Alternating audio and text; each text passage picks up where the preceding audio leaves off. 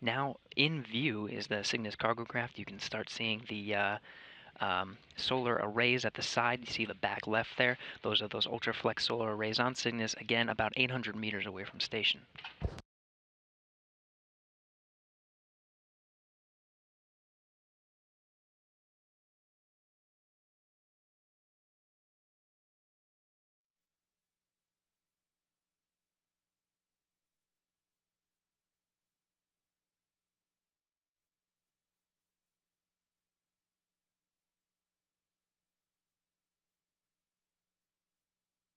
Less than 5 meters away from the holding point, actually closer to about 34 meters away from the International Space Station. Rate is slowing down just a bit, now about 0.04 meters per second, closing in on that 30-meter holding point.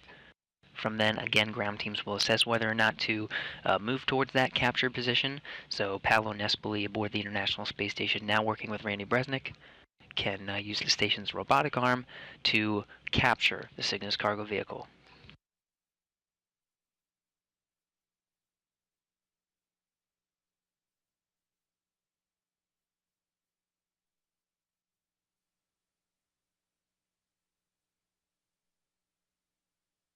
Flight controllers just flip the camera to its to get a better view of the station's robotic arm and Cygnus.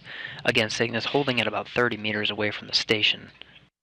You can see the tip of the station's robotic arm there, sort of toward the center of your screen. That's where Cygnus is heading next after the go for departing the 30-meter holding point. It'll go just about around the range of 10 meters away from the International Space Station, about 10 or 12.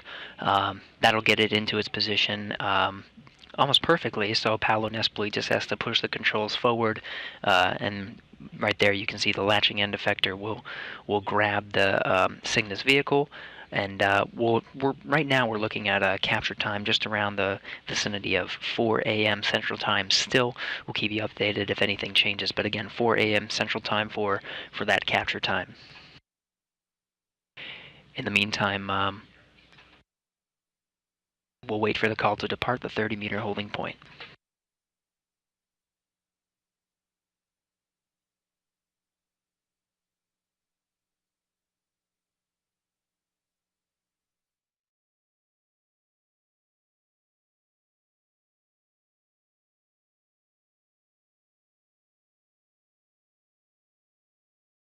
Now passing 13 meters away from the station, about 12.5 now. You can see the west coast of South Africa, International Space Station, 257 statute miles above the Earth. Cygnus cargo vehicle just over 12 meters away from that. Station just about to pass over Cape Town, South Africa.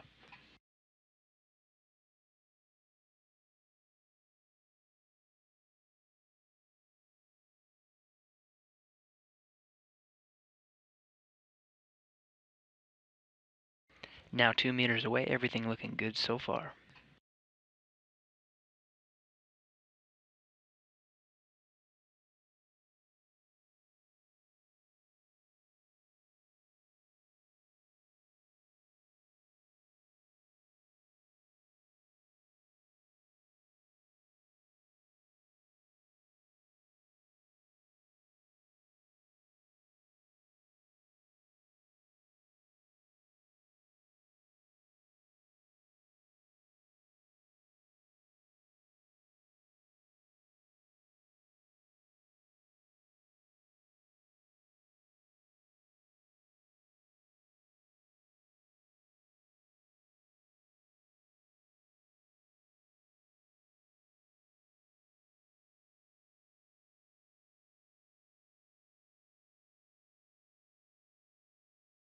Now over the pin.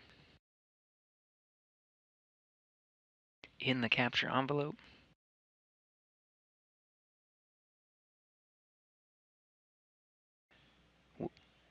With that, the carriage is driving.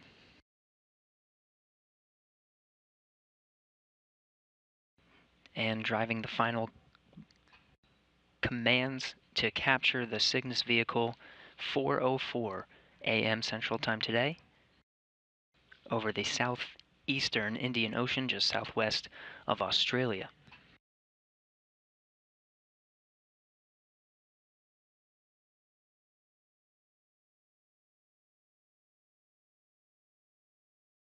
robotics officers working through the installation process now. Right now, at the end of the station's robotic arm is the Cygnus vehicle moving towards the nadir port, the Earth-facing port of the Unity module, where it will stay for the next few weeks up until early December. The installation process will include the station's robotic arm driving it into that port. There are 4 gangs of 4 bolts, 16 bolts total, that need to be driven to complete the installation process. There's the first and second stage capture. On the second stage will be the official berthing time for today.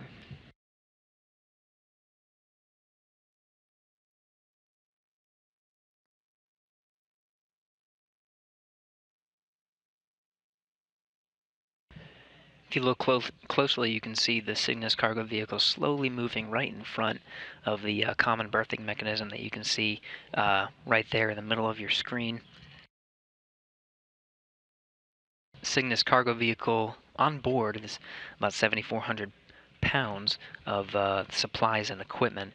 Slower the better for maneuvering such large volumes in space. Station on space to ground 2, the PCS relocate from the airlock, from the cupola, so the airlock is complete. We copy, thank you.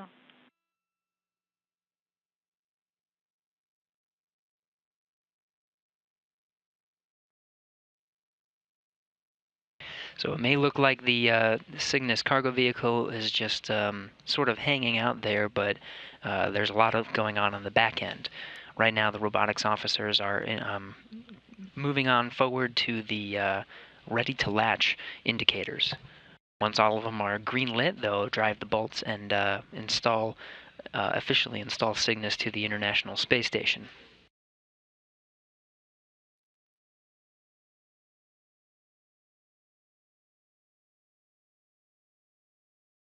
So with the flight director confirmation, all 16 bolts have been successfully driven, and second stage capture of an installation of the Cygnus cargo vehicle to the International Space Station has been complete.